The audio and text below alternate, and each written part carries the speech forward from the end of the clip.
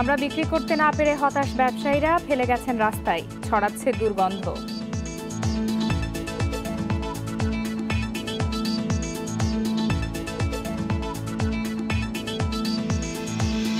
ঘোষণা দিয়েও দুপুরের মধ্যে বর্জ্য অপসারণ করতে পারেনি দুই সিটি, গাফিলতি হলে ব্যবস্থা।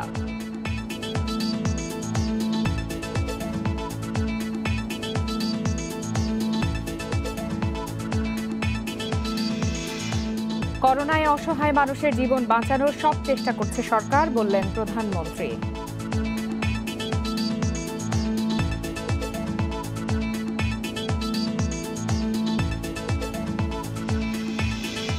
টেকনাফে অবসরপ্রাপ্ত সেনা কর্মকর্তার মৃত্যুর তদন্ত হচ্ছে, এরপর ব্যবস্থা, বললেন স্বরাষ্ট্রমন্ত্রী।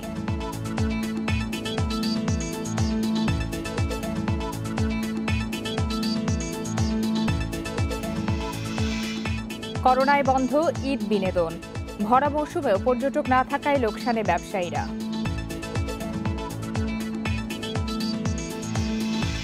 সবাইকে আমন্ত্রণ বিরতিহীন 1 ঘন্টার সংবাদ দুপুরে। আপনাদের সাথে আছে আমি ফারহানা রূপা। এতক্ষণ শিরোনাম শুনছিলেন, এবারে জানাবো বিস্তারিত। বিক্রি করতে না পেরে চট্টগ্রামে আতুরাই ডিপো এলাকায় রাস্তার পাশে চামড়া ফেলে গেছেন মৌসুমী ব্যবসায়ীরা। তারা বলছেন আড়তদাররা তাদের কাছ থেকে চামড়া কিনছেন না। এদিকে ট্যানারি মালিকরা টাকা না দেয়ায় ভালো দাম দিতে পারছেন না, বলছেন আড়তদাররা। অন্যদিকে চামড়ার ন্যায্য দাম পাচ্ছেন না বলে অভিযোগ করছেন দেশের বিভিন্ন জেলার ব্যবসায়ীরা।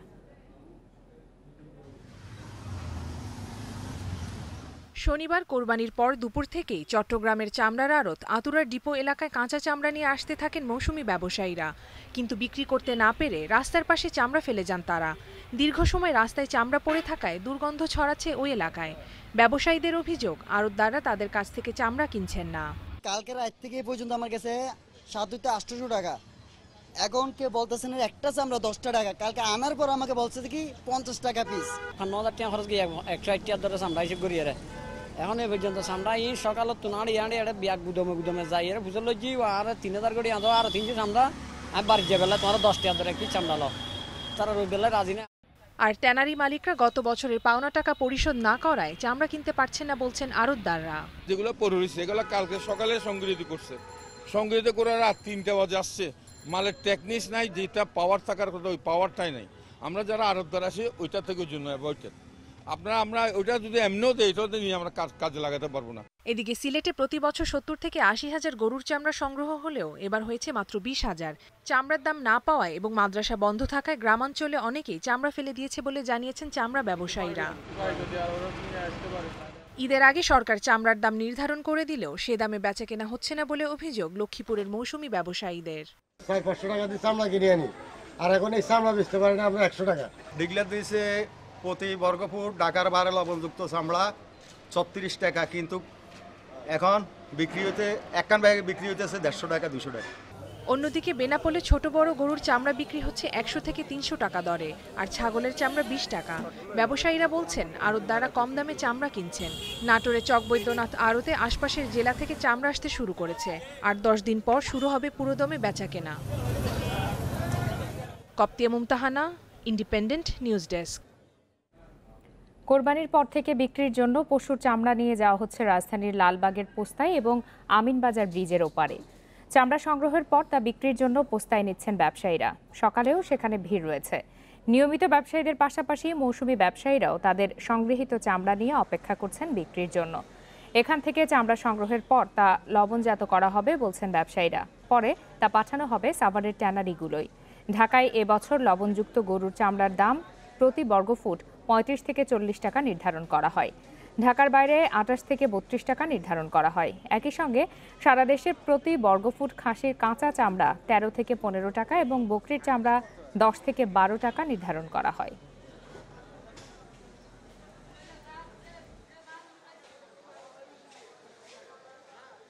এই মালগুলি এখানে সাই মসজিদের নয় আটকেছে 6 ঘন্টা, আটকানোর পরে এরা দাম দুম কয় না, এখন মাল এটা আবার নষ্ট হয়ে গেছে।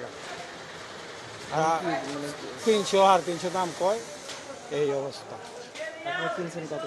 আমরা কিনছি মনে করেন 560, 600, 620, 750 টাকা কিনছি। এখানে চামড়া আছে 600, এক জায়গা দুইটা নিয়ে ফালাইতে পারবো না, আর আমার শক্তিও কুলাইব না। এটা পার্টি তো মরছে, আমি গাড়িওয়ালা শেষ। আমরা যে মাল কিনছি 750 টাকা, 600 টাকা, 500 টাকা, এখন বেচতেছি 150 টাকা। আর আমাদের 600 মাল কোনো দামই বলে না, রাস্তায় পড়ে রয়েছে। এ বিষয়ে আরো বিস্তারিত জানাতে পোস্তা থেকে যোগ দিয়েছেন সহকর্মী সোহেল রানা। সোহেল রানা, সরকার তো দাম নির্ধারণ করে দিয়েছে, তো সেই দামে কি পোস্তায় চামড়া বেচা কেনা চলছে কিনা, আর দাম নিয়ে ক্রেতা বিক্রেতারা কি বলছেন? সব চামড়া কি বিক্রি হচ্ছে নাকি অবিকৃত থেকে যাবে, কি মনে হচ্ছে? আসলে আমরা এই রাত থেকেই দেখেছিলাম যে আজকে সারাদিনই চামড়া বেচা বিক্রি হয়েছে, গতকালও হয়েছে।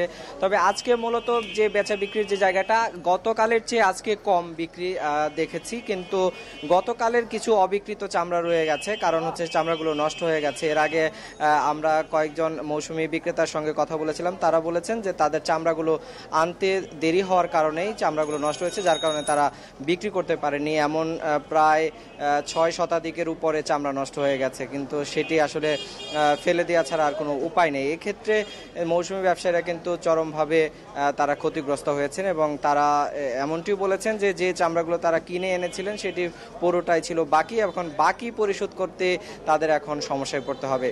আর আজকে মূলত খুব বেশি চামড়া আসছে না, গতকালের চেয়ে অনেকটাই কম দেখছি। তবে আজকে বিকেলের দিকে হয়তো বা আরেকটু বাড়তে পারে, কারণ হচ্ছে কোরবানি শেষ হতেও সময় লাগবে, সেই সঙ্গে কালেকশন শেষে কিন্তু আজকে চামড়া এই পোস্তায় চলে আসবে। তবে ধারণা করা যাচ্ছে বিকেলের মধ্যেই সবগুলো চামড়া চলে আসবে। আসার পরে ধারণা করা যাবে যে এই বছর পুরো আসলে কি পরিমাণ চামড়া আসলে এই পোস্তাতে যে মৌসুমি ব্যবসায়ীদের কাছ থেকে আড়তদাররা সংগ্রহ করতে পারেন। তবে আমরা আড়তদারদের সঙ্গে কথা বলেছিলাম, তারা একটি কথা জানিয়েছে যে গতবারের চেয়ে এইবার কিন্তু তাদের যে লক্ষ্যমাত্রা, সেই লক্ষ্যমাত্রার চেয়ে অনেকটাই কম হবে, কারণ হচ্ছে অনেকেই কোরবানি হয়তো দেননি এবং করোনার একটি প্রভাব রয়ে গেছে। তো যার কারণে তারা বলছেন যে 30 থেকে 35 ভাগ যে তাদের লক্ষ্যমাত্রা, তার চেয়ে কম হবে বলে তারা ধারণা করছে। আর এছাড়া দামের ক্ষেত্রেও ক্রেতা, মৌসুমি বিক্রেতা এবং আড়তদার এই ক্ষেত্রে কিন্তু একটি ফারাক রয়ে গেছে। যারা মৌসুমি বিক্রেতা তারা বলছেন যে দামের ক্ষেত্রে তারা কম পাচ্ছেন, এবং তারা সেই পরিমাণ, যে পরিমাণ তারা প্রত্যাশা করেছিলেন সেই পরিমাণ দাম দিয়ে তারা আসলে চামড়া কিনতে পাচ্ছেন না। কিংবা আর আড়তদাররা বলছেন যে তাদের আসলে লক্ষ্যমাত্রা বা তারা যে হারে তাদের এই চামড়া কেনার যে জায়গাটি তারা নির্ধারণ করেছে, তারা সেই দাম দিয়ে তারা কিনছেন। তো এই ক্ষেত্রে কিন্তু দুই পক্ষেরই একটি দাম নিয়ে যে দর কষাকষি এবং মতবিরোধ, সেটি কিন্তু আমরা লক্ষ্য করেছি। তবে আশা করা যাচ্ছে যে অবিকৃত চামড়া খুব বেশি এখন নেই। আমরা এর সকালে দেখেছিলাম যে 2টি ট্রাকের চামড়া নষ্ট হয়েছিল, এর বাইরে কিন্তু অবিকৃত চামড়া আমরা দেখছি না। আর আজকে মূলত ছোট ছোট ব্যানে করে চামড়া নিয়ে আসা হচ্ছে, যে ব্যানের চামড়া কিন্তু তাৎক্ষণিকভাবে বিক্রি হয়ে যাচ্ছে, কারণ চামড়াগুলো একেবারে নতুন। আর এই নতুন চামড়ার প্রতি যারা এখানকার আড়তদার রয়েছে তাদের আগ্রহটা একটু বেশি। আর যে জায়গাগুলো, যে চামড়াগুলো পুরাতন হয়ে যায় সেগুলো তারা আসলে কিনতে আগ্রহী না, কারণ সেগুলোকে প্রক্রিয়াজাত করা সম্ভব হয় না। তো সব মিলে বলা যায় আজকে সারাদিনে কিছু কিছু থেমে থেমে আসছে, বিভিন্ন ট্রাক, ছোট ছোট ট্রাক আসছে, আবার হচ্ছে ভ্যানে করে নিয়ে আসা হচ্ছে। সব মিলে এই যে আজকে পোস্তার এই সামগ্রিক চামড়া বেচা কিনে অনেকটাই জমজমাট হয়েছে। পোস্তা থেকে কোরবানির পশুর চামড়া বিক্রির বিষয়ে জানাছিলেন সহকর্মী সোহেল রানা। চলে যাচ্ছি এই প্রসঙ্গে পরের খবরটিতে। গতবারের চেয়ে এবার চামড়ার দাম নিয়ে মিশ্র প্রতিক্রিয়া জানিয়েছেন মৌসুমি ব্যবসায়ীরা। তাদের অভিযোগ, সিন্ডিকেট করে চামড়ার দাম কম দেয়া হচ্ছে। তবে এই অভিযোগ মানতে নারাজ কাঁচা চামড়া ব্যবসায়ীরা। ট্যানারি মালিকরা বকেয়া টাকা না দেয়ায় চামড়া কিনতে বিপাকে পড়ছেন বলেও জানান তারা। করোনায় সার্বিক পরিস্থিতি বিবেচনায় 22 থেকে 29 ভাগ কমিয়ে এবার কাঁচা চামড়ার দাম নির্ধারণ করেছে সরকার। ঢাকায় গরুর চামড়া প্রতি বর্গফুট 35 থেকে 40 এবং খাসির চামড়া 13 থেকে 15 টাকা। মৌসুমি ব্যবসায়ীরা জানান, এবারের ঈদে চামড়ার দাম ন্যায্য মূল্যের চেয়ে কম। প্রতি বছর সিন্ডিকেট করে চামড়ার দাম কম দেওয়া হয় বলে অভিযোগ তাদের। যখন বিকেল 5টা বাজে যাব তখন তারা একটা সিন্ডিকেট করবে, চামড়া নিয়ে আসলে তখন যে ন্যায্য যে মূল্যটা, সেই মূল্যটা পাওয়া যায় না। চামড়াটা রেট দেওয়া যায় 100 টাকা, দিলে দাও, না দিলে বাদ। এবছর গতবার থেকে কিছুটা আংশিক ভালো আছে, এটা সত্য, কারণ গতবার তো একবারের দাম ছিল না, এখন কিছুটা এবছর কিছুটা দাম পাচ্ছে। তবে তাদের অভিযোগ সঠিক নয় বলে জানান চামড়ার পাইকারি ক্রেতারা। তাদের দাবি চামড়া প্রতি এবার 200 থেকে 250 টাকা বেশি দেওয়া হচ্ছে। এবার তুলনামূলক গতবার থেকে কিছুটা বেশি আছে। গতবার যেটা হয়তো আপনার 500 করে কেনা হয়েছে সেটা এবার হয়তো 600, 650, 700। এখন মৌসুমি ব্যবসায়ীরা কি বলতেছে সেটা তো আমাদের জানার বিষয় না, আমরা বেশি দামে কিনতেছি। কাঁচা চামড়া ব্যবসায়ীরা জানান এবার চামড়া সরবরাহ কম। পাড়া মহল্লা থেকে মৌসুমি ব্যবসায়ীরা সঠিক দামে চামড়া কিনতে না পারায় ক্ষতিগ্রস্ত হন বলেও জানান ব্যবসায়ী নেতারা। 3টা 4টা ট্যানারি শতভাগ টাকা পরিশোধ করেছে, বাকি সমস্ত ট্যানারি 5%, 10%, 15% ম্যাক্সিমাম টাকা দিয়েছে, এর বাইরে কোনো টাকা আসেনি। যদি এটা সঠিক হিসাব করি 100 কোটি টাকার উপরেই হবে। এখানে আমার মনে হয় না সর্বোপরি 10% টাকা, 10% টাকাও আসছে। এবার পাড়া মহল্লায় মৌসুমি ব্যবসায়ীদের আনাগোনাও কম। গত ঈদে 31 বছরের মধ্যে চামড়ার দাম সবচেয়ে কম ছিল, এবারে কিছুটা বেশি, যদিও এই দামকে ন্যায্য বলতে রাজি নন মৌসুমি ব্যবসায়ীরা। Sajjad Hossain, independent news, Dhaka. রোববার দুপুর 2টার মধ্যে কোরবানির পশুর বর্জ্য অপসারণের ঘোষণা দিলেও তা সরাতে পারেনি 2 সিটি কর্পোরেশন। ঢাকা উত্তরের যেসব ওয়ার্ডে কাজ শেষ হয়নি তার দায়ভার ওয়ার্ড কাউন্সিলরদের নিতে হবে বলে জানিয়েছেন মেয়র আতিকুল ইসলাম। ডিএনসিসির কোনো কর্মীর গাফিলতির প্রমাণ পাওয়া গেলে তার বিরুদ্ধে ব্যবস্থা নেওয়ারও হুঁশিয়ারি দেন তিনি। একই অবস্থা ঢাকা দক্ষিণে। বেশিরভাগ এলাকা থেকে কোরবানির বর্জ্য এখনও অপসারণ হয়নি, তবে দক্ষিণ সিটি কর্মকর্তারা দাবি করেছেন তারা অপসারণ করতে সক্ষম হয়েছেন। 2 সিটিতেই পরিচ্ছন্নতা কর্মীরা বর্জ্য সরানোর পাশাপাশি ব্লিচিং পাউডার ও তরল জীবাণুনাশক ছিটিয়ে জীবাণুমুক্ত করছে নগরী। ঢাকা উত্তরের 54 ওয়ার্ডে পরিচ্ছন্নতার কাজ করছেন 1580 জন কর্মী, এর মধ্যে 60 ভাগ শেষ হয়েছে বলছে কর্তৃপক্ষ। এদিকে ঈদের দ্বিতীয় দিনেও রাজধানীর অনেক এলাকায় চলছে কোরবানি। এসব বর্জ্য অপসারণে খুব বেশি সময় লাগবে না বলেও জানিয়েছে কর্তৃপক্ষ। সংক্রমণ রোধে 2 সিটিতেই পরিচ্ছন্নতা কর্মীদের বুট, গ্লাভস, মাস্ক ও রেইনকোট সরবরাহ করা হয়েছে বলছে কর্তৃপক্ষ, যদিও বেশিরভাগ কর্মীদের ফুটপাতে খালি হাতেই কাজ করতে দেখা গেছে। সবাই খালি ময়লা নাও, তা আমরা মাছ লাগাম কোন সময় ময়লা কি করব? আমরা তো কাজেই আছি, রাত দিন কাজ করি। আমাদের কোথাও কোনো জমানো ময়লা নাই এবং ভিতরের অলিতে গলিতে কোথাও কোনো জমানো পশুর বর্জ্য নাই, আমরা রিমুভ করেছি। আর আজকে যেটা জমাই হচ্ছে আমাদের লোক আছে, ওরা পিক আপ দিয়ে নিয়ে আসছে। এ বিষয়ে আরও জানাতে রাজধানীর মোহাম্মদপুর থেকে যোগ দিয়েছেন সহকর্মী আদিলুর রহমান। আদিল, কোরবানির বর্জ্য অপসারণে তৎপরতা কেমন দেখছেন এখন পর্যন্ত, আর এর মধ্যে ঢাকা উত্তরের কতটুকু অংশ পরিচ্ছন্ন করা হয়েছে, ডিএনসিসি কি বলছে, আর আপনি সরেজমিনে কি দেখছেন?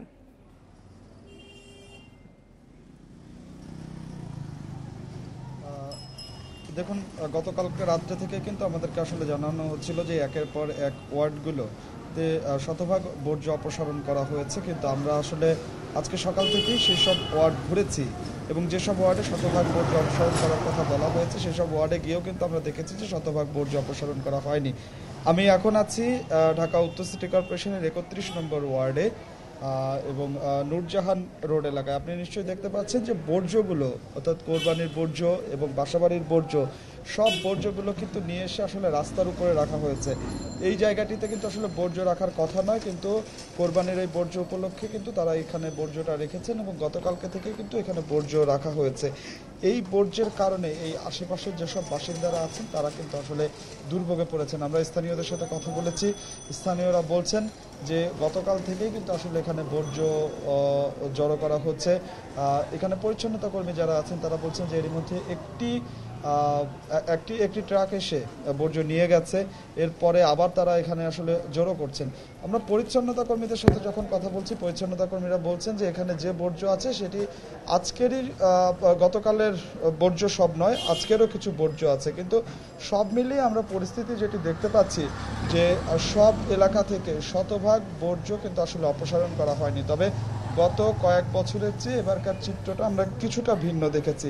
অর্থাৎ অন্যান্য বছর আমরা দেখেছি যে 48 ঘন্টা বা 72 ঘন্টা পার হয়ে যাওয়ার পরেও কিন্তু আসলে যে পরিমাণ বর্জ্য থেকে যায়, এবার আসলে 24 ঘন্টা পার হওয়ার পরে আমরা সেই পরিমাণ বর্জ্য থাকতে দেখছি। বিশেষ করে আমি যদি আপনাকে মিরপুর এলাকার কথা এখানে একটু জানাতে চাই, যে মিরপুরে আমরা দেখেছি যে সকাল থেকে বিভিন্ন রাস্তায় অলিতে গলিতে কিন্তু আসলে বর্জ্য ফেলে রাখা হয়েছিল। যখন আমরা সংবাদ সংগ্রহের কাজে এসেছি এর পরপরই দেখেছি যে সিটি কর্পোরেশনের যেসব কর্মীরা আছেন তারা কিন্তু হঠাৎ করেই তৎপর হয়ে যান এবং 1 থেকে 1.5 ঘন্টার মধ্যে যেসব জায়গায় বর্জ্য ছিল সেই বর্জ্যগুলো কিন্তু তারা আসলে সরাতে শুরু করেন। এই বর্জ্য অপসারণ নিয়ে আমার ঢাকা উত্তর সিটি কর্পোরেশনের মেয়র আতিকুল ইসলাম তার সঙ্গে কথা হয়েছে। মেয়র আমাদেরকে আসলে জানিয়েছেন যে যেসব এলাকা থেকে বর্জ্য অপসারণ করা হয়নি এবং বর্জ্য অপসারণ না করার কারণে নগরবাসীর দুর্ভোগ সৃষ্টি হয়েছে সেই সব ওয়ার্ডের যারা কাউন্সিলর আছেন তাদেরকে এই দায়ভার নিতে হবে এবং একই সাথে যেসব পরিচ্ছন্নতা কর্মী, বর্জ্য বিভাগের কর্মী এবং পরিবহন বিভাগের কর্মীরা যদি তাদের পরিচ্ছন্নতা কর্মীদের মাস্ক, গ্লাভস এবং বিশেষ বুট সরবরাহ করার কথা ছিল, সেটি কি তারা পেয়েছেন? আমরা তো আপনার মাধ্যমে দেখতে পাচ্ছি যে তারা খালি হাতে এবং পায়ে স্যান্ডেল বা খালি পায়ে কাজ করছেন। দেখুন, এই বিষয়টি নিয়ে আসলে আমার একাধিক পরিচ্ছন্নতা কর্মী তাদের সাথে কথা হয়েছে। তারা আমাদেরকে যেমনটি বলছেন এবং ডিএনসিসি বা সিটি কর্পোরেশন থেকে যেমনটি আসলে জানানো হয়েছে যে এইসব পরিচ্ছন্নতা কর্মীদেরকে বুট বা গ্লাভস, মাস্ক এগুলো দেওয়া হয়েছে, কিন্তু আমরা আসলে সরজমিনে যখন তাদের সাথে কথা বলছি তারা বলছেন যে তাদেরকে একবারই মাস্ক দেওয়া হয়েছিল বা গ্লাভস দেওয়া হয়েছিল, এরপরে কিন্তু আসলে আর দেওয়া হয়নি, যে কারণে সেগুলো ছিঁড়ে গিয়েছে। ছিঁড়ে যাওয়ার কারণে আসলে নতুন করে তাদের আর সেগুলো না দেওয়ার কারণে কিন্তু তাদেরকে খালি হাতে কাজ করতে হচ্ছে, এমনটি কিন্তু আসলে আদিলুর রহমান জানাচ্ছিলেন কোরবানির বর্জ্য অপসারণের সবশেষ খবরাখবর। রাজধানীতে বসেছে ভাসমান মাংসের বাজার। দাম কম ও মান ভালো হওয়ায় এই বাজার ঘিরে দেখা গেছে মানুষের উপচে পড়া ভিড়। সামাজিক দূরত্ব নিশ্চিত না হওয়ায় বাড়ছে করোনা সংক্রমণের ঝুঁকি। প্রতিবারের মতো এবারও রাজধানীর বিভিন্ন স্থানে ঘুরে ঘুরে মাংস সংগ্রহ করেছেন প্রান্তিক মানুষেরা। কোরবানি কম হওয়ায় সংগ্রহ হয়েছে কম, আবার যা সংগ্রহ হয়েছে অনেকেই তা বিক্রি করেছেন ভাসমান মাংসের হাটে। মিরপুরের শাহ আলী মাঝার এলাকা রূপ নিয়েছে সংগৃহীত কোরবানির মাংসের বাজারে। রাস্তার অনেকটা জুড়ে থাকায় সৃষ্টি হয় যানজটের। রাজধানীর অনেক এলাকার মোড়েই দেখা গেছে এমন বাজার। ভিড়ই বলে দেয় মানুষের মাঝে এই মাংসের রয়েছে ব্যাপক চাহিদা। মানভেদে প্রতি কেজি বিক্রি হচ্ছে 200 থেকে 400 টাকায়। কিনছেন বিভিন্ন শ্রেণী পেশার মানুষ। বাচ্চা আছে, এখন তো লাগবে, এখন তো আমরা কোরবানি দিতেছি না, আমরা এখন কোন রকম কিনে নিতেছি আর কি। 400 টাকা কেজি নিলাম এখান থেকেই। মাতার এই শাড়ি চুড়ি মাংস সারা চূড়া এগুলা কিনে নেই। এত মানুষে কুরবান দেয়, কোনো একটা বাড়ি এলাম গরিবের এক টুকরা গোস্ত ধরিয়া দেয় না। ওই ধরেন এক জায়গা পাইছি ধরেন 2.5 কেজি 3 কেজি 4 কেজি। তাছাড়া আমরা তো নিয়ে যেতে পারবো না, তাই বেশি দিচ্ছি আর কি। লোক সমাগম বেশি হওয়ায় নিশ্চিত হচ্ছে না সামাজিক দূরত্ব। এতে বাড়ছে করোনা সংক্রমণের ঝুঁকি। বেশিরভাগেরই মুখে নেই মাস্ক। মাছ তো আনি নাই, ভুলে থুয়েছি বাসায়। এখানে মনে করেন কোনো স্বাস্থ্যবিধি মানা হচ্ছে না, সবাই মনে করেন যে 3 ফুট দূরত্ব বা এটা মেনটেন করা হচ্ছে না। করোনা মানুষের মনে, করোনা মানুষের ভিতরে না, মানুষের মনে। মানুষের মন পরিষ্কার নাই, কারণ ইমান আমার নাই মানুষের ভিতরে। গোশ কাটে, কোরবানি দেয়, কোরবানি কি করে ফ্রি দেওয়ান দেয়, গরিবরে গোশ দেয় না। তবে যাদের পশু কোরবানি দেওয়ার সামর্থ্য নেই তাদের অনেকের মাংসের জন্য ভরসা এই বাজার। Shamim Ahmed, independent news, Dhaka. করোনায় অসহায় মানুষের জীবন বাঁচাতে সরকার সব ধরনের চেষ্টা করছে বলে জানিয়েছেন প্রধানমন্ত্রী শেখ হাসিনা। সবাই মিলে কাজ করে জাতির পিতার আদর্শ বাস্তবায়নের মাধ্যমে দেশকে এগিয়ে নেয়ার তাগিদ দিয়েছেন প্রধানমন্ত্রী। সকালে শোকের মাস উপলক্ষে কৃষক লীগের রক্তদান কর্মসূচিতে এসব কথা বলেন প্রধানমন্ত্রী। প্রতি বছরের মতো এবারও ধানমন্ডি 32 নম্বরের রাসেল স্কয়ারে আয়োজন করা হয় রক্তদান কর্মসূচির। এই আয়োজনটি আগস্টের 1 তারিখ হলেও সেদিন ঈদ থাকায় তা এবার একদিন পিছিয়ে দেওয়া হয়। শোকের মাসের মাসব্যাপী কর্মসূচির সূচনার এই আয়োজনে ভিডিও কনফারেন্সে প্রধান অতিথি হিসেবে যোগ দেন প্রধানমন্ত্রী শেখ হাসিনা। সংক্ষিপ্ত বক্তব্যে প্রধানমন্ত্রী শোকের মাসের কর্মসূচি স্বল্প পরিসরে পালনের সিদ্ধান্তের ব্যাখ্যা দেন। বলেন, করোনা সংক্রমণের ঝুঁকি এড়াতেই এই সিদ্ধান্ত নেওয়া হয়েছে। করোনা মহামারী ও বন্যার দুর্যোগের কথা মাথায় রেখে মানুষের পাশে দাঁড়ানোর উপর গুরুত্ব দেন শেখ হাসিনা। এ প্রসঙ্গে জাতির পিতা বঙ্গবন্ধু শেখ মুজিবুর রহমানের আদর্শ অনুসরণ করতে নেতাকর্মীদের তাগিদ দেন তিনি। পাশাপাশি বর্তমান পরিস্থিতিতে দেশকে এগিয়ে নিতে সরকারের কর্মতৎপরতাও সংক্ষেপে তুলে ধরেন প্রধানমন্ত্রী। ভিডিও কনফারেন্সে যুক্ত হয়ে আওয়ামী লীগের সাধারণ সম্পাদক ওবায়দুল কাদের শোকের মাসের ভাবগাম্ভীর্য বজায় রাখতে নেতাকর্মীদের প্রতি আহ্বান জানান। পাশাপাশি সরকারকে ব্যর্থ করার ষড়যন্ত্র সম্পর্কে সতর্ক থাকার পরামর্শ দেন। মিডিয়ার কল্যাণে টিকে থাকা একটি দল বিএনপি নেতারা সরকারের বিরূপ সমালোচনায় লিপ্ত হয়েছে। আর সমগ্র জাতি যখন বঙ্গবন্ধু কন্যা শেখ হাসিনার নেতৃত্বে দুর্যোগ মোকাবিলায় ঐক্যবদ্ধ হয়ে সফলতা দেখাচ্ছে, তাতে ঈর্ষান্বিত হয়ে একটি মতলবী মহল সরকার ও জনগণের দুর্ভেদ্য ঐক্যের দুর্গে ফাটল ধরানোর অপচেষ্টা করছে। দেশকে এগিয়ে নিতে সরকারকে আন্তরিকভাবে সহযোগিতা করার জন্য নেতাকর্মীদের প্রতি আহ্বান জানান দলের সভাপতিমণ্ডলীর সদস্য জাহাঙ্গীর কবির নানক। আজকেও যারা বঙ্গবন্ধুকে যারা স্বীকার করে না, যারা জাতির পিতাকে স্বীকার করে না, সেই সমস্ত সংকীর্ণ রাজনৈতিক দল এই বাংলাদেশকেও স্বীকার করে না। 1975-এর 15 আগস্ট আততায়ীর গুলিতে নিহত জাতির পিতা ও তার পরিবারের সদস্যদের জন্য দোয়া ও দরিদ্রদের মাঝে মৌসুমী ফল বিতরণের মধ্য দিয়ে শেষ হয় শোকের মাসের প্রথম আয়োজন। পরে আগ্রহী দলীয় নেতাকর্মীরা রক্তদান করেন। শাহাদাত স্বপন, ইন্ডিপেন্ডেন্ট নিউজ, ঢাকা। কক্সবাজারের টেকনাফে অবসরপ্রাপ্ত সেনা কর্মকর্তার মৃত্যুর ঘটনায় তদন্ত কমিটি গঠন করা হয়েছে বলে জানিয়েছেন স্বরাষ্ট্রমন্ত্রী আসাদুজ্জামান খান কামাল। তদন্তের পর প্রতিবেদন পেলে বিস্তারিত জানানো হবে বলেও জানান মন্ত্রী। দুপুরে রাজধানীর ধানমন্ডিতে সাংবাদিকদের প্রশ্নের জবাবে তিনি একথা বলেন। গত শুক্রবার রাতে টেকনাফে পুলিশের গুলিতে সেনাবাহিনীর অবসরপ্রাপ্ত মেজর সিনহা রাশেদ খানের মৃত্যু হয়। পুলিশ জানিয়েছে, শুক্রবার রাতে 10:30টার দিকে উপজেলার বাহারছড়ায় কক্সবাজার টেকনাফ মেরিন ড্রাইভ সড়কের শামলাপুর পুলিশ তল্লাশি চেকপোস্টে ওই ঘটনা ঘটে। ওই সাবেক সেনা কর্মকর্তা তার ব্যক্তিগত গাড়িতে করে অপর একজন সঙ্গী সহ টেকনাফ থেকে কক্সবাজার আসছিলেন। তল্লাশি চেকপোস্টে পুলিশ গাড়িটি থামিয়ে তল্লাশি করতে চাইলে অবসরপ্রাপ্ত ওই সেনা কর্মকর্তা বাধা দেন। পুলিশের দাবি, এ নিয়ে তর্ক বিতর্কের এক পর্যায়ে অবসরপ্রাপ্ত ওই সেনা কর্মকর্তা পিস্তল বের করলে পুলিশ গুলি চালায়। এতে অবসরপ্রাপ্ত সেনা কর্মকর্তা রাশেদ গুরুতর আহত হন। তাকে কক্সবাজার সদর হাসপাতালে নিয়ে গেলে কর্তব্যরত ডাক্তার মৃত ঘোষণা করেন।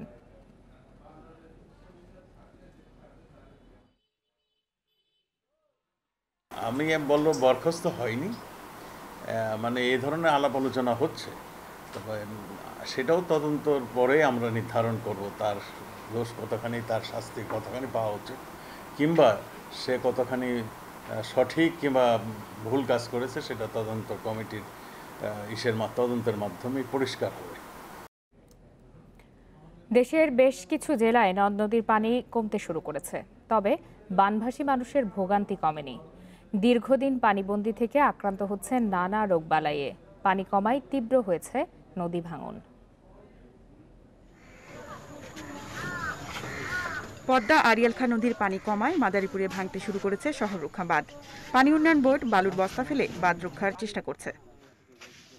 নিম্নাঞ্চল সহ সদর উপজেলা এবং কাশিয়ানী ও মকসুদপুরের অন্তত 15টি গ্রামে কয়েকশো বাড়িতে ঢুকেছে বন্যার পানি। এতে শতাধিক পরিবার গবাদি পশু সহ উঁচু এলাকায় আশ্রয় নিয়েছেন। তবে কুড়িগ্রামে ব্রহ্মপুত্র, ধরলা ও দুধকুমারের পানি বৃদ্ধি অব্যাহত রয়েছে। 9 উপজেলার প্রায় 1.5 শতাধিক চরে এখনো পানিবন্দী 1 লাখের বেশি মানুষ। দীর্ঘদিন পানিবন্দী থেকে আক্রান্ত হচ্ছেন নানা রোগ ব্যাধিতে। নীলফামারীতে তিস্তা সহ কমছে জেলার ছোট বড় 25টি নদ নদীর পানি, তবে পানিবন্দীদের দুর্ভোগ কমেনি। আয় না থাকায় দুশ্চিন্তায় এসব এলাকার মানুষ। এই যে আমরা আজকে 2 সপ্তাহ থেকে পানিবন্দী হয়ে আছি, এখন আমার তো চুলা টুলে বন্ধ হয়ে আছে, চুলাতে রান্না করে খাওয়ার পাইছি। যমুনা ও ব্রহ্মপুত্রের পানি কমতে থাকায় জামালপুরের সার্বিক বন্যা পরিস্থিতির উন্নতি হয়েছে। কিছু পরিবার নিজ বাড়িতেও ফিরেছেন, তবে চর ও নিচু এলাকা থেকে এখনো পানি নামেনি। বেনাসেটে খাইছি আনগা আবার আনগা আল্লাহ খেলে কিনা হলে তার নাই ঠিক ও আসলে আত্মীয় যায় পামু কিনা তাও কাহাম না। কি খাই কি নেই পানি বেঁধে এক বেলা খাই আর এক বেলা পাই নে, এইভাবে কষ্টকারী দিন কাটাচ্ছে। বন্যা পূর্বাভাস কেন্দ্র বলছে, পানি কমায় ঢাকা সহ গাইবান্ধা, জামালপুর, নাটোর, ফরিদপুর, শরীয়তপুরে বন্যা পরিস্থিতির কিছুটা উন্নতি হয়েছে। খাদিজাতুল কুবরা, ইন্ডিপেন্ডেন্ট নিউজ ডেস্ক।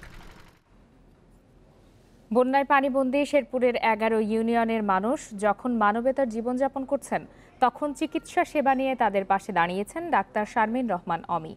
নৌকা নিয়ে বাড়ি বাড়ি যাচ্ছেন দুর্গতদের। চিকিৎসা সেবার পাশাপাশি দিচ্ছেন বিনামূল্যে ওষুধ। চারিদিকে পানি, বন্যায় তলিয়েছে শেরপুরের 11 ইউনিয়নের বেশিরভাগ এলাকা। সবচেয়ে দুর্ভোগে গর্ভবতী নারী, শিশু ও বয়স্করা। কঠিন পরিস্থিতিতে সেবার হাত বাড়িয়ে দিয়েছেন সদর উপজেলার পরিবার পরিকল্পনা কর্মকর্তা শারমিন রহমান অমি। নৌকায় চেপে বাড়ি বাড়ি গিয়ে দিচ্ছেন চিকিৎসা সেবা।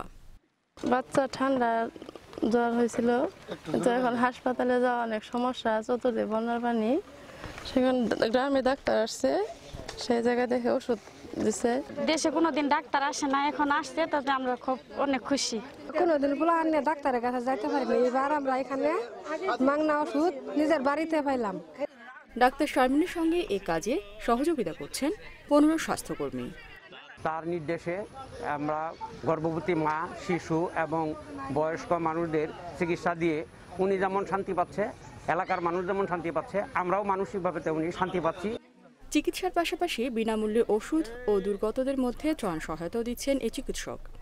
বাড়ি বাড়ি যেয়ে যতটুকু পেরেছি গর্ভবতী মা এবং বয়স্ক মা এবং যে 1 থেকে 5 বছরের শিশু বাচ্চারা রয়েছে যারা বিভিন্ন সমস্যায় ভুগছে, তাদেরকে চেষ্টা করছি যতটুকু পেরেছি সেবাটা দেওয়ার জন্য।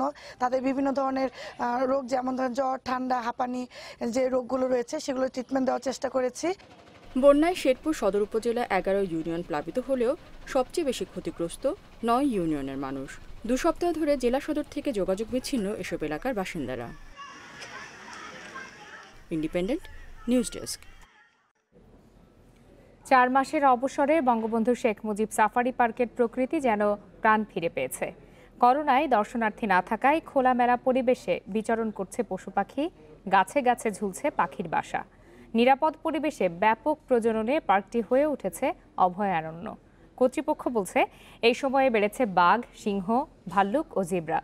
বংশবিস্তার হয়েছে common Elon, wild best, Goyal, হরিণ সহ বেশ কিছু পশু পাখির।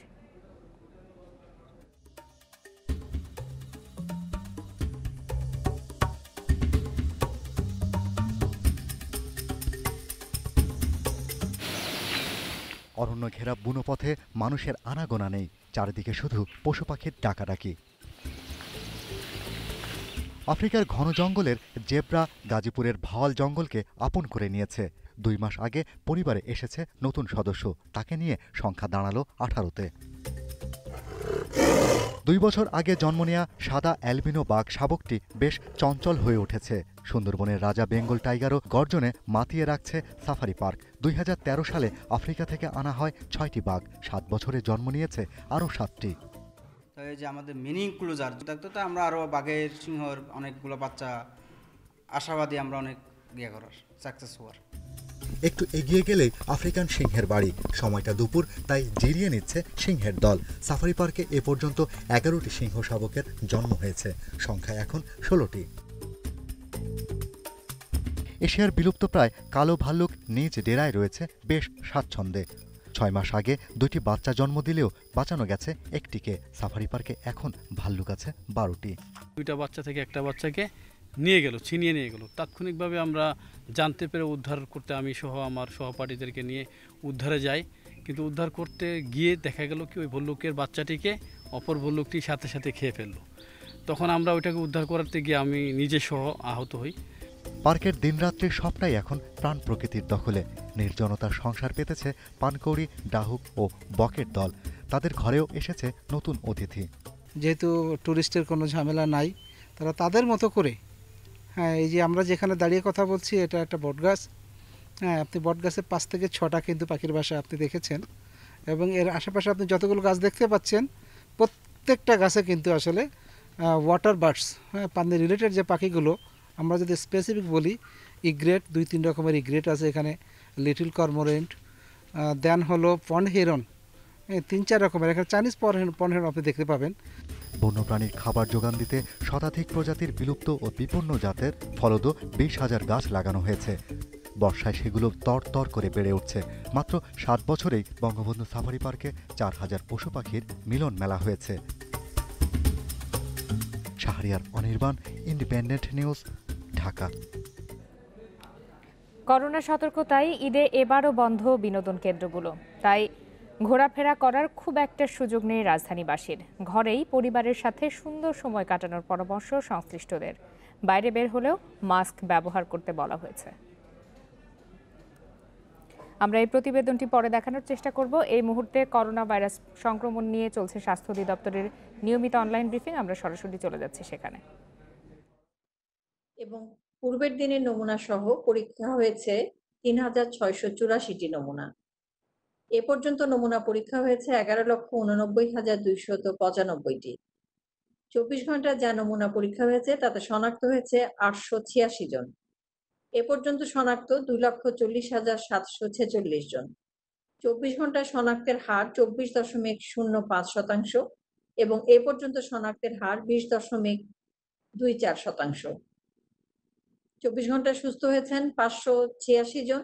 এ পর্যন্ত সুস্থ ১,৩৬,৮৩৯ জন। শনাক্ত বিবেচনায় সুস্থতার হার ৫৬.৮৪%। ২৪ ঘন্টায় মৃত্যুবরণ করেছেন ২২ জন। এ পর্যন্ত ৩,১৫৪ জন মৃত্যুবরণ করলেন কোভিড-১৯-এ। শনাক্ত বিবেচনায় মৃত্যুর হার ১.৩১%।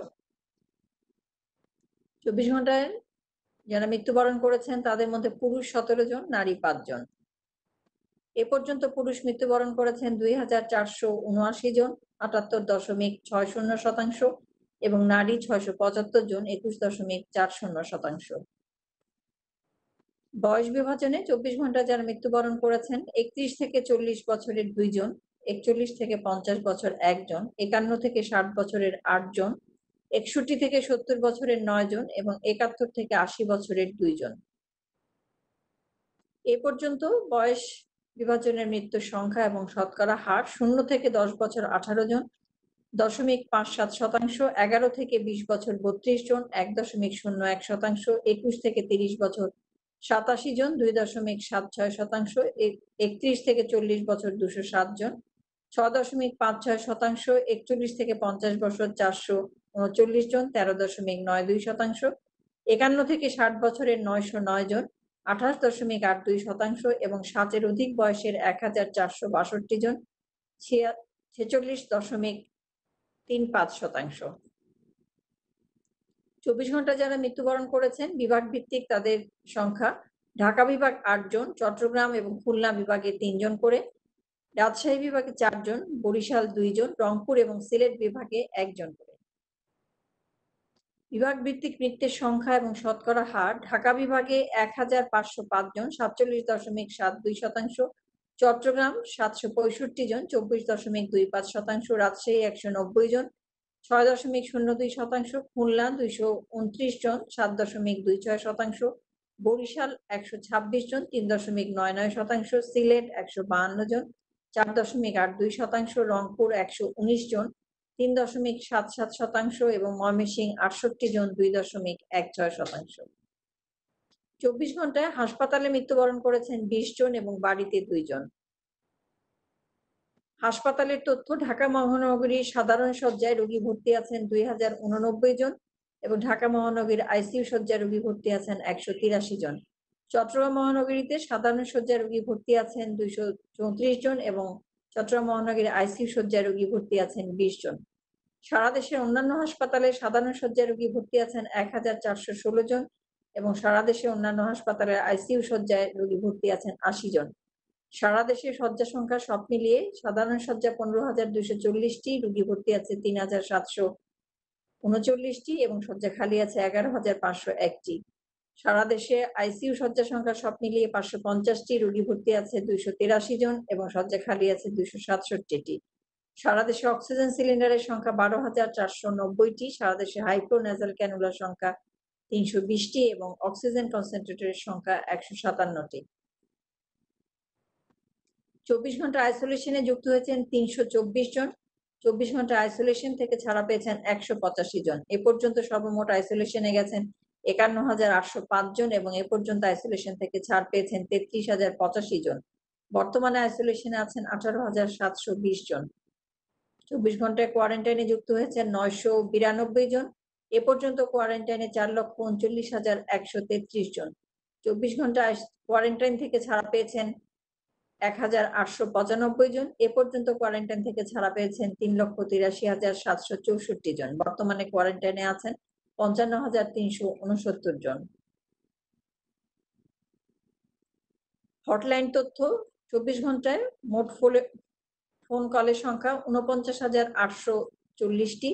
এর মধ্যে স্বাস্থ্য বাতায়ন ১৬২৬৩ ৭,৪২৯টি, ৩৩৩ এই হটলাইনে ৪২,১৩৩টি এবং আইডিসিআর এর হটলাইন ১০৬৫৫ ২৭৮টি। টেলিমেডিসিন সেবা গ্রহণ করেছেন গত ২৪ ঘন্টায় ৪৩২ জন এবং এ পর্যন্ত কোভিড-19 স্বাস্থ্য সেবা গ্রহণ করেছেন ১,৫৪,১৯৯ জন। ২৪ ঘন্টায় স্ক্রিনিং হয়েছে ২,১৮২ জন। এর মধ্যে ৩টি আন্তর্জাতিক বিমানবন্দরে ২,১০৪। আমরা এতক্ষণ সরাসরি ছিলাম স্বাস্থ্য অধিদপ্তরের নিয়মিত অনলাইন ব্রিফিংয়ে। চলে যাচ্ছে অন্যান্য খবরে।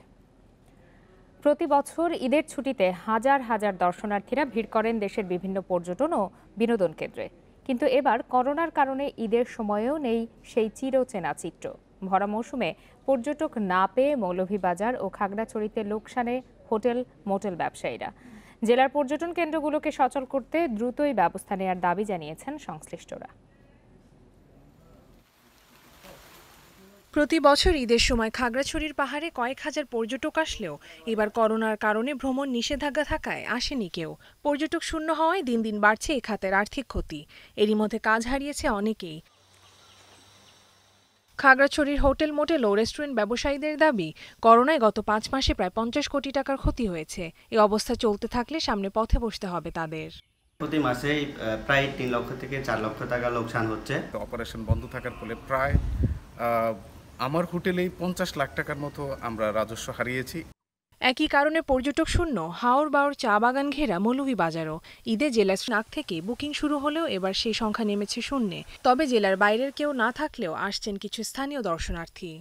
ঈদ উপলক্ষে কয়েকশো কোটি টাকার বাণিজ্য হতো শ্রীমঙ্গলে, গেস্ট হাউস রিসোর্টগুলোকে কেন্দ্র করে, এগুলো হচ্ছে না। তার ফলে আমাদের স্টাফরা এবং আমরা আর্থিক সংকটের মধ্যে পড়ে যাচ্ছি। সরকারের কাছে দাবি যাতে আমাদের অন্তত প্রণোদনা দিয়ে যাতে আমরা এই ব্যবসাটা টিকে থাকতে পারি আর কি। স্বাস্থ্যবিধি মেনে স্থানীয় সব দর্শনীয় স্থানসহ আবাসিক হোটেল মোটেল চালুর ব্যবস্থা করা হবে বলে জানিয়েছেন জেলা প্রশাসক। এখনও আমরা যেহেতু স্বাস্থ্য ঝুঁকির মধ্যে আছি বিবেচনায়, ঈদের পরে এখন পর্যন্ত আমাদের কোনো পরিকল্পনা নেই, কিন্তু ঈদের পরে এই বিষয়টি সর্বোচ্চ বিবেচনায় এনে আসলে আমরা চেষ্টা করব এটিকে স্বল্প পরিসরে হলেও খুলে দেওয়া যায় কিনা, এবং সর্বোচ্চ স্বাস্থ্যবিধি মেনে আমরা আবারও আমাদের পর্যটকদেরকে আকৃষ্ট করার চেষ্টা করব। করোনার লোকসান কাটিয়ে দেশের পর্যটন কেন্দ্রগুলোকে সচল করতে সরকার দ্রুত ব্যবস্থা নেবে এমন আশা ব্যবসায়ীদের। কপ্তিয়া মুমতাহানা, ইন্ডিপেন্ডেন্ট নিউজ ডেস্ক। পুরো বাড়ি যেন পাখিদের রাজ্য। বাসা থেকে উঁকি দিচ্ছে নানা জাতের পাখির ছানা। নিরাপদ প্রজনন স্থান হিসাবে পাখিরা বেছে নিয়েছে মৌলভীবাজারের মল্লিকসরাই গ্রামের কয়েকটি বাড়ি। পরিবেশবাদীরা বলছেন, প্রকৃতির প্রতি মানুষের দায়িত্বশীল আচরণে পাখিরা খুঁজে পেয়েছে নিরাপদ আশ্রয়। পরম যত্নে ছানার মুখে খাবার তুলে দিচ্ছে পানকৌড়ি। অন্য ডালে পেখম মেলেছে সাদা বক, পাশেই খেলা করছে ছোট বক ছানা। ৬ বছর আগে এই বাড়ির কোনো এক গাছে বাসা বেঁধেছিল সাদা বক।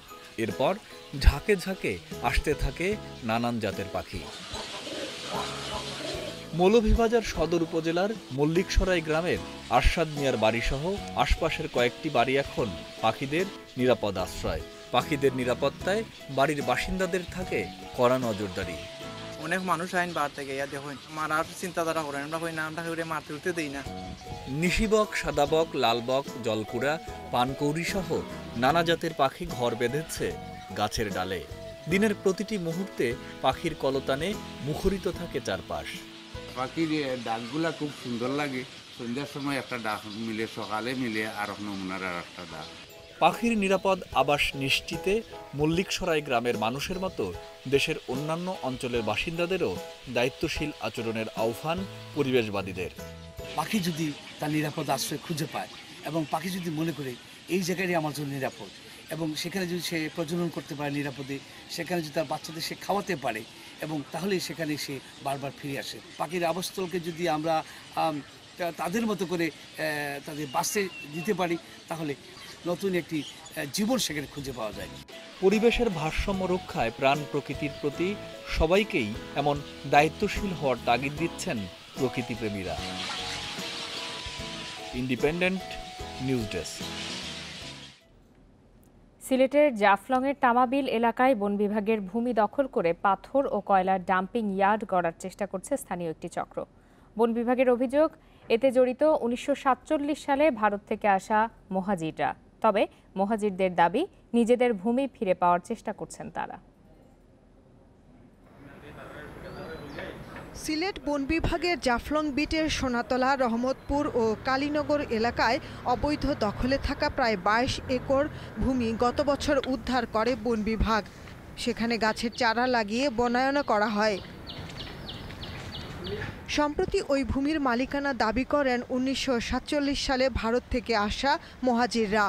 বন বিভাগের গাছের চারা নষ্ট করে সেখানে পাথর ও কয়লার ডাম্পিং ইয়ার্ড গড়ে তোলার চেষ্টা করছেন তারা।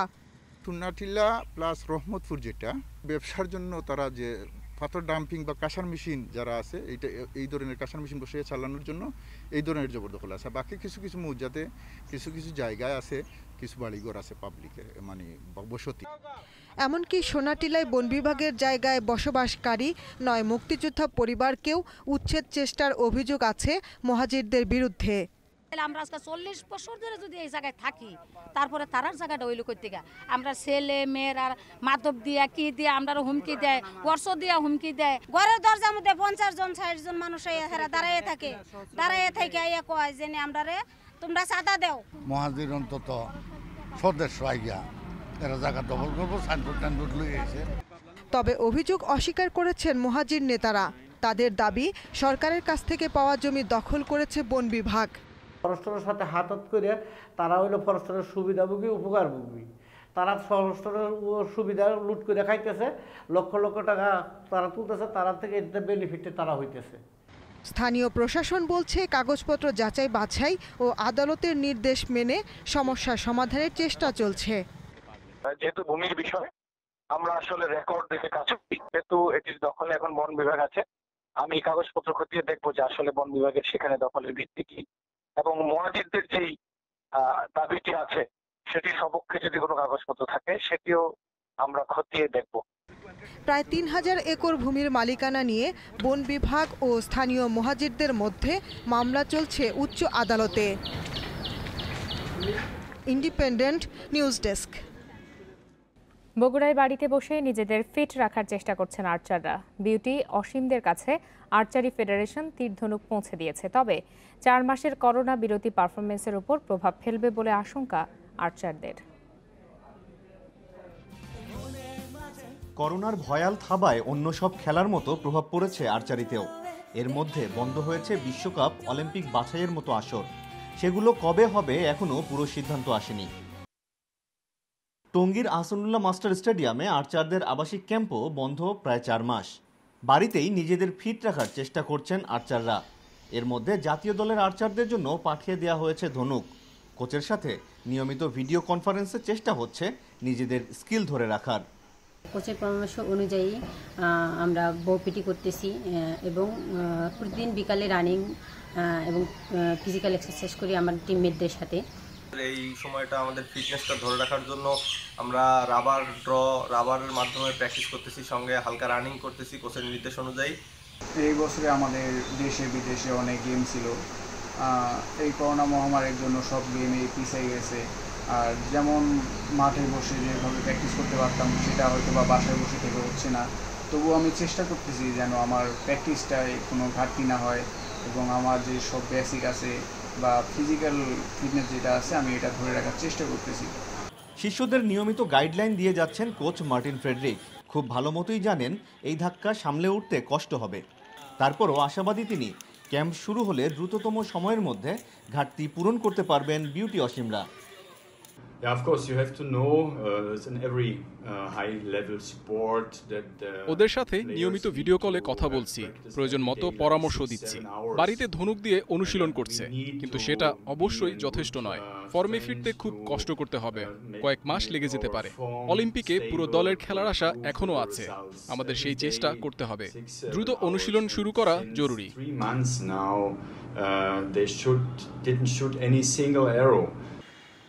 ঈদের পর আবাসিক ক্যাম্প চালু করার কথা ভাবছে ফেডারেশন ও মন্ত্রণালয়। সেটি সম্ভব হলে পরবর্তী গেমসের জন্য প্রস্তুতি নেওয়া একটু হলেও সহজ হবে। 1 সেপ্টেম্বর থেকে বিভিন্ন দেশকে ছোট পরিসরে আসর আয়োজনের আহ্বান জানিয়েছে বিশ্ব আর্চারি। আমিরুল লতিফ, ইন্ডিপেন্ডেন্ট নিউজ, বগুড়া। শেষ করছি আজকের 1 ঘন্টার বিরতিহীন সংবাদ দুপুর। ইন্ডিপেন্ডেন্ট টেলিভিশনের সব খবরের আরো বিস্তারিত জানতে চোখ রাখুন ফেসবুক, ইউটিউব এবং টুইটারে। ধন্যবাদ সবাইকে।